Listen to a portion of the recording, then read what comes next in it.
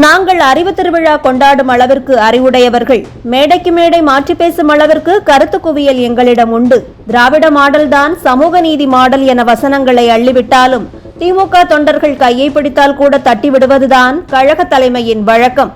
அது மட்டுமல்லாமல் வாரிசு என்பதை தவிர வேறு எந்த தகுதியும் இல்லாத உதயநிதி அவர்கள் காலில் வயதில் மூத்த அமைச்சர்களும் நிர்வாகிகளும் விழுந்து வணங்குவதும் மனிதநேய உதய நாள் கொண்டாடுவதும் தான் திராவிட மாடல்.